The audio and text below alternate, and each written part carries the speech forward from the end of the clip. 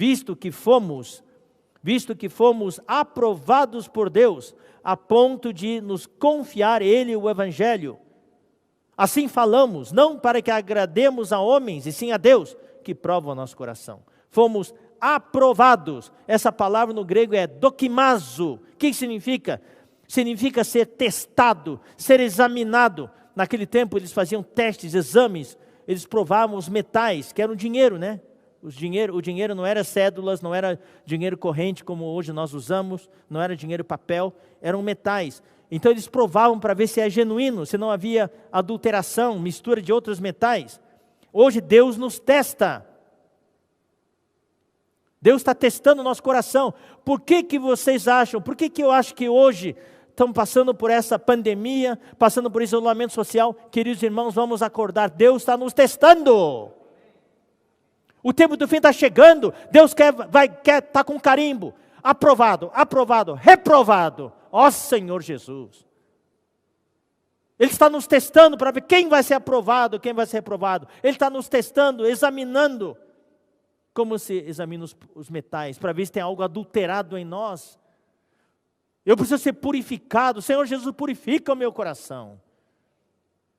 2 Timóteo 2,15, é interessante essa palavra. É da mesma radical que dokimazo, só que essa palavra é dokimos. 2 Timóteo 2,15, Paulo fala aqui, procura apresentar-te a Deus aprovado, como obreiro que não tem de quem se envergonhar. Seja um obreiro aprovado. Seja um soldado aprovado no exército do Senhor. Deus vai testar. Você acha que entrar no exército do Senhor é fácil assim? Não, Ele vai nos testar. Estamos comprometidos? Estamos focados? Estamos engajados? Qual é a nossa motivação de entrar no exército?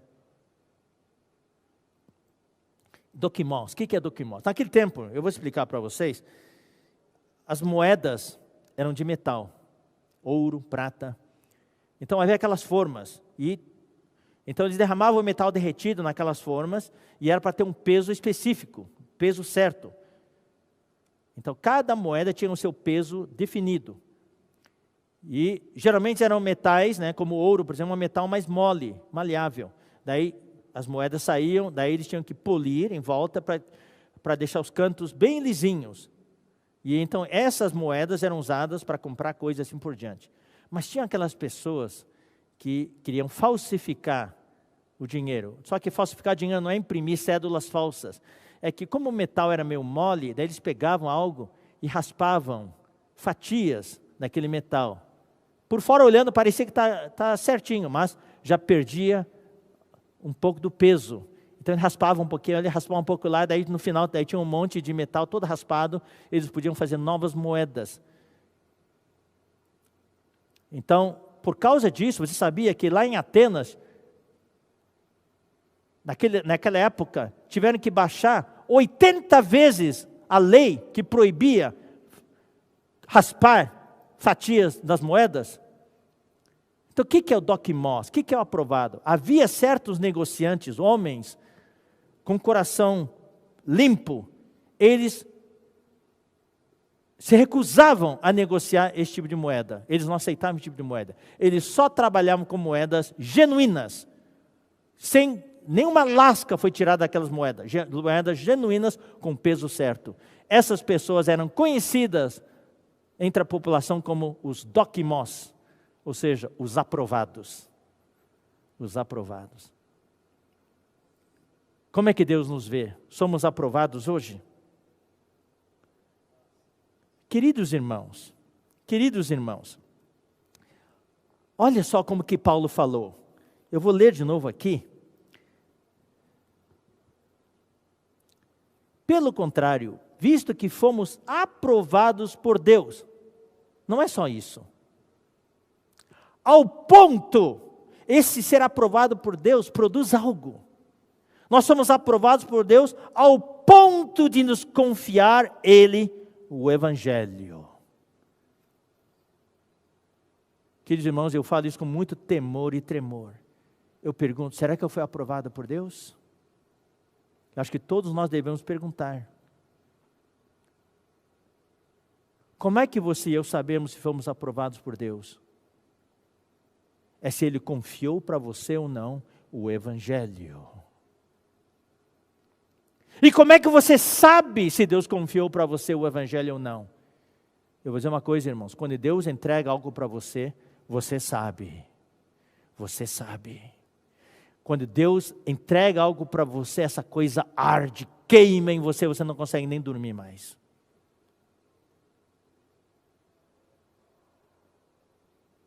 Hoje, Deus quer entregar o Evangelho para você. Nesse tempo do fim, isso é o que Deus mais quer, entregar o Evangelho para você. Mas para isso, nós temos que ser aprovados primeiro. Então eu quero que você, querido irmão, eu falo isso com bastante temor e tremor, e eu quero falar isso com bastante humildade. Tem algo queimando no seu coração hoje à noite?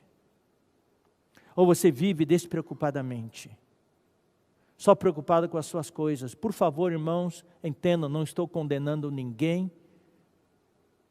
Estou apenas transmitindo o que Deus colocou no meu coração. Eu falo isso com muito temor e tremor.